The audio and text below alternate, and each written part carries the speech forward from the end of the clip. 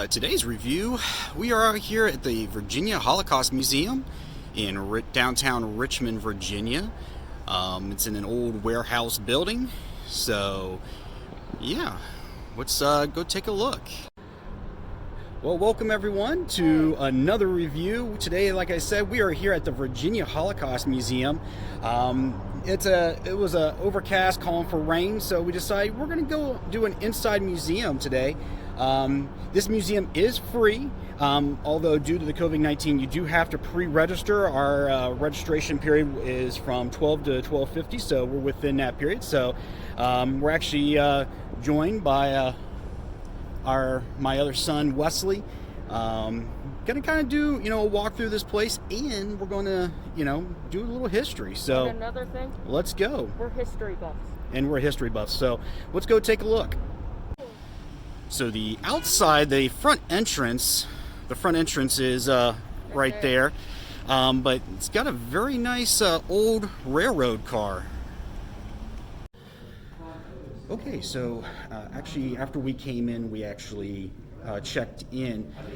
They actually moved us into the room right behind us. Of course, here's the entrance. We actually made a right, and saw a 15-minute video talking about the 6 survivors that live here currently, or did live in the Richmond area, who survived the Holocaust. It was actually a really nice way to start our tour of the Virginia Holocaust Museum. So yeah, let's head on into the museum. Okay, so just to let you know, they do have a tour guide booklet PDF.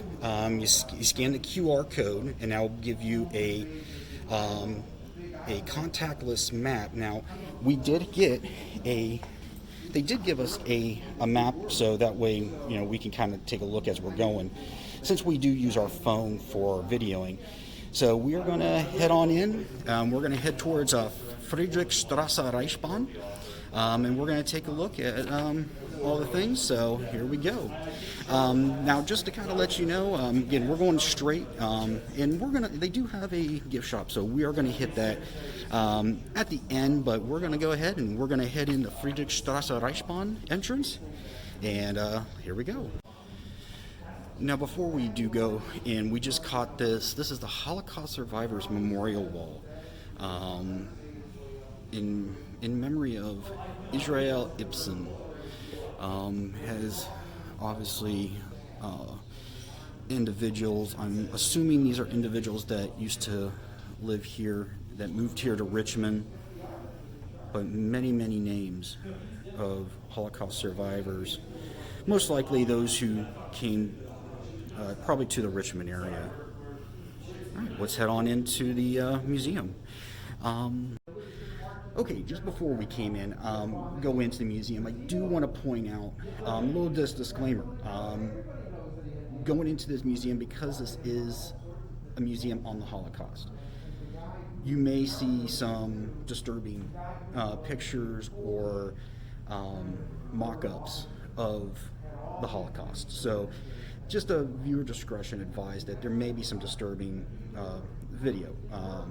We're going to try to show you what this museum has to offer. So we're going to show you as much as we can. So now we're going to head on in.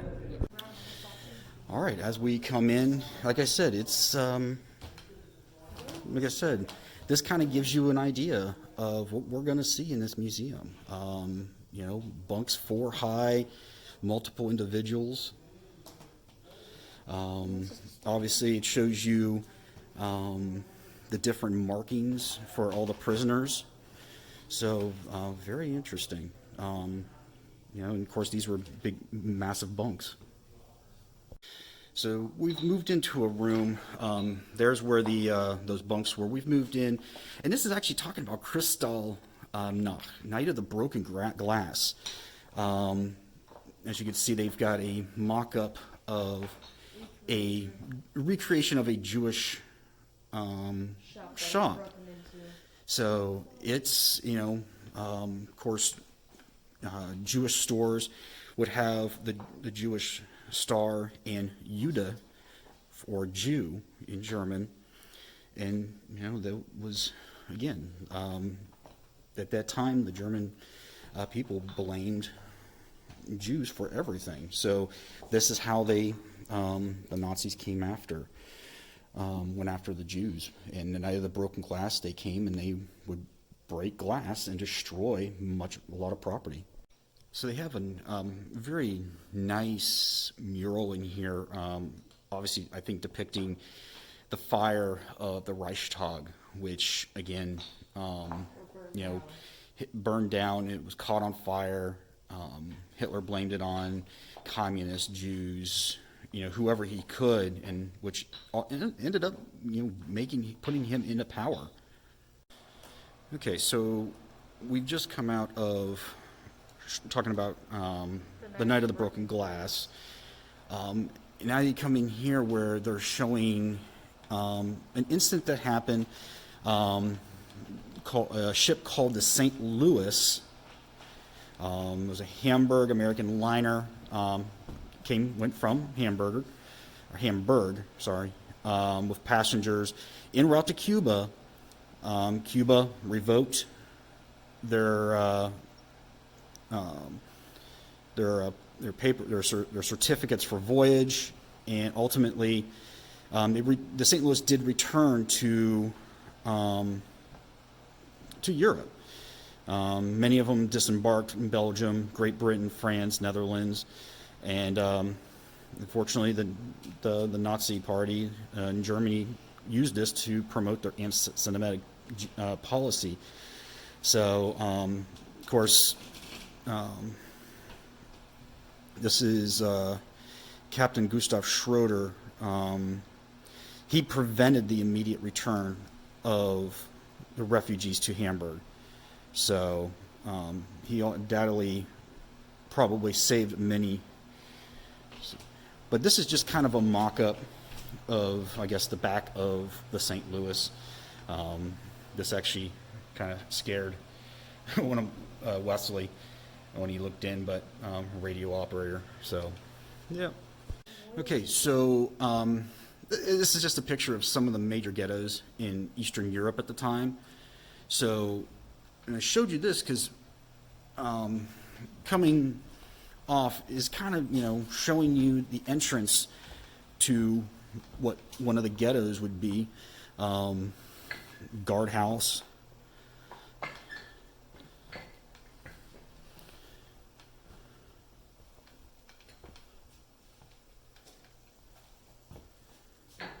Some of the houses. A synagogue. Which was like a Jewish. This is the Jewish church, but what the churches looked like, how the synagogues looked like back in the day, in World War II. So we've moved into the area called Democratic Square. Very interesting use of chicken wire. They've got different size chicken wire of people. Some of them have the Star of David in them, and then the one that's looming over them would be a German soldier, German officer. Really, really interesting how they depict some things in the ghetto. Of course, again, some wonderful paint work in the murals. Again, just a few pictures to show you life inside the ghetto. All right, so really interesting wall. These are survivors in hiding. These are survivors who hid during World War II from the Germans and survived. So really, really, really interesting. So humongous families and friends hid. So a lot of dark areas in the museum, but this is actually really interesting because this shows how Jews, and and those hiding from the Germans hid. Obviously, this would be under floorboards. Many would have to eat potatoes. Many people at once. Very, very interesting. Okay, so we've moved into the Hall of Righteous. We were just in the dark room where it shows families hiding from the Germans. Now we've moved on to the Hall of Righteous, and these are individuals who helped, different, Jews and other individuals trying to escape. One that they actually made a movie off of, Oskar Schindler. He is up here as well. Saved 700 to 800 Jewish men and 300 women from deportation. If you have not seen Schindler's List, I highly suggest it. It is a wonderful, wonderful movie. Not for, people maybe with weak stomachs, but not only just men, but women also assisted in hiding individuals from the Germans. Now we've moved into the partisans. This is actually really interesting. At the height of World War II, 30,000 Jewish partisans fought and survived in the forests of Eastern Europe. Using, captured German weapons. There's a British Sten, which would be dropped from the Allies. A Walther Auto pistol, 9mm. The Mosin Nagant. And then, of course, the machine pistol, German. They didn't just use Allied weapons. They got weapons as best they could. So really neat, showing of, Jews didn't just, were at the concentration camps. They actively, participated in World War II as partisans. All right, now we've moved into the Children's Remembrance Room, which is really neat because it showcases different artwork that children at one of the concentration camps drew. Really interesting. And of course, it talks about 1.5 million children were killed because they were Jewish, which, a lot of names on this wall.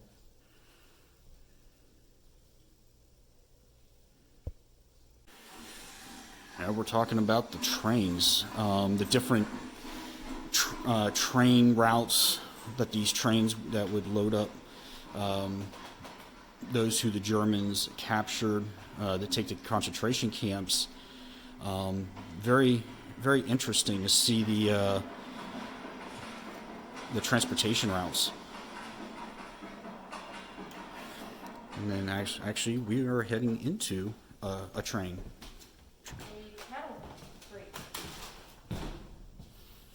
Very, very dark.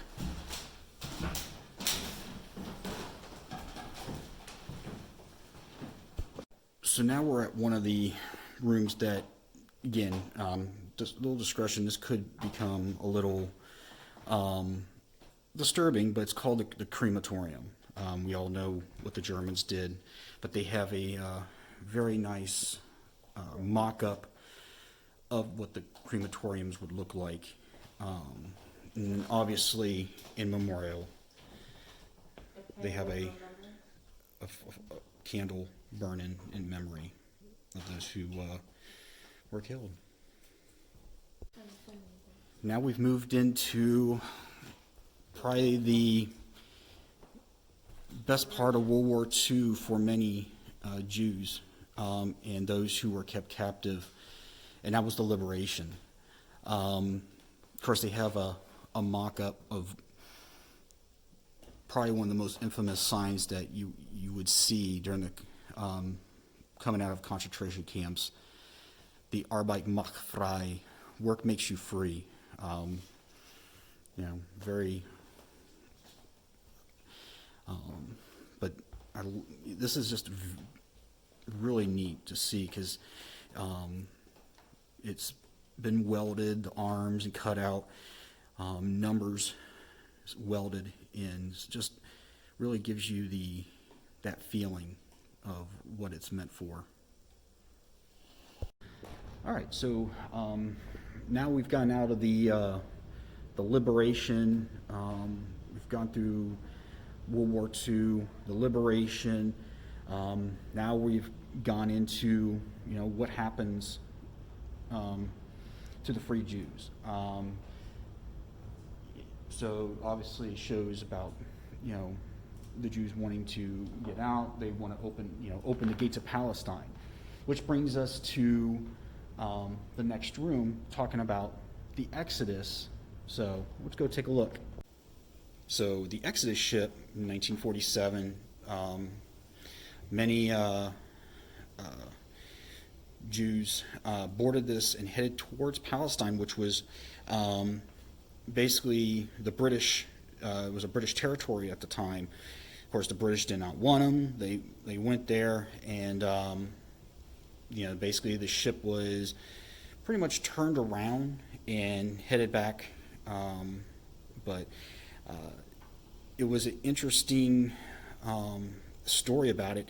There was, strangely enough, there is a movie that was made, and I'm almost for sure that maybe it's about the Exodus.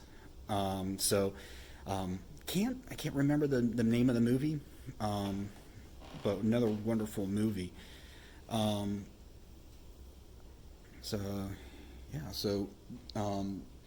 But this shows what the Exodus looked like with the passengers on board. So now we come into a large room of this museum, and shows the Nuremberg trials. You have the Russians, the Americans, the French, the British judges. Then you have the person who was currently on trial with the lawyer, the interpreters behind the MP, and then those who were convicted. Now, remember, the Nuremberg trials was the trial against German officers and German politicians for their atrocities during World War II. An amazing mock-up, actually. Was not expecting a mock-up like this. The woodwork and everything. So definitely harrowing. And they've got a video playing too. And I'm not going to show the video and everything. So, but definitely worth coming in here and just sitting for a while and just watching. Okay, so we've kind of come out of the first floor part of the museum, and if we make a left, we come in here and just It's a synagogue in the middle of the museum. It's a synagogue inside the museum. It's beautiful. Now, I did ask one of the museum workers if this is a full-time working synagogue, and I guess it's used for special functions, funerals, but it's not used full-time, but it is beautiful. And if I read correctly, it's based off of a synagogue in Europe, and they basically recreated it here, got the designs, but just utterly beautiful.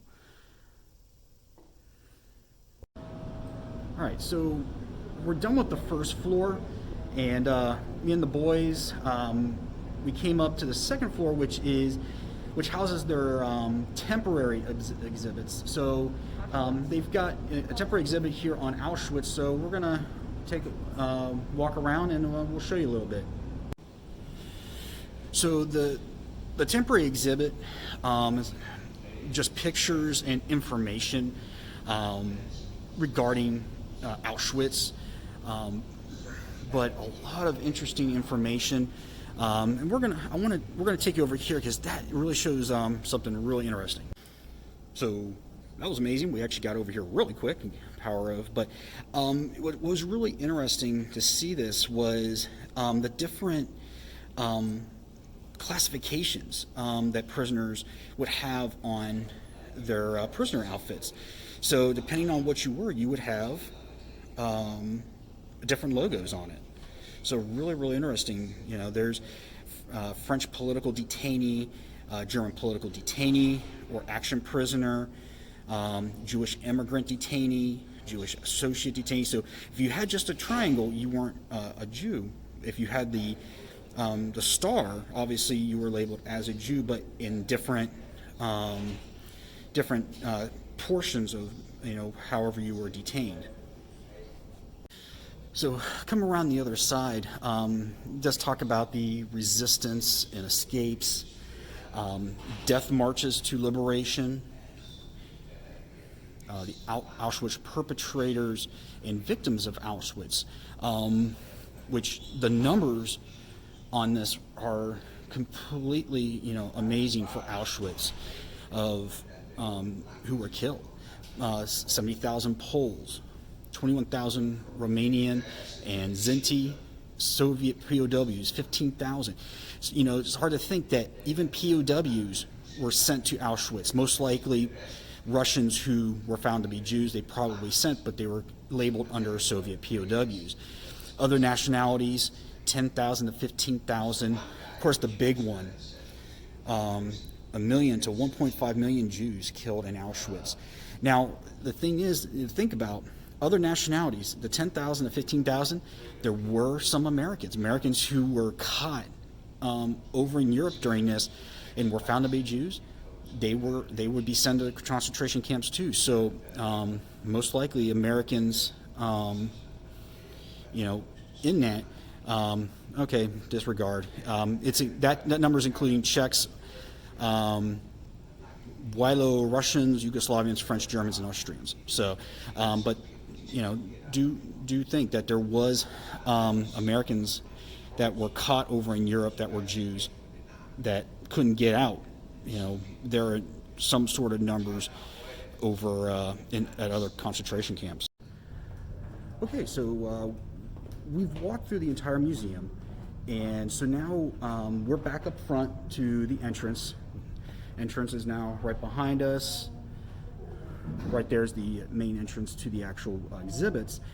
But we're going to go take a look at the museum shop. We love souvenirs, so we're going to go look at some what's inside the shop. Okay, so as we're entering the museum's store, a lot of books pertaining to the Holocaust and survivors. You know, a lot of very nice trinkets. And I'm assuming everything that's bought in here goes to the help of this, help the museum. But some, if you're really interested in learning more about the Holocaust and survivors, there's a plethora of books here that basically for your enjoyment. Some nice artwork from Mark Strauss.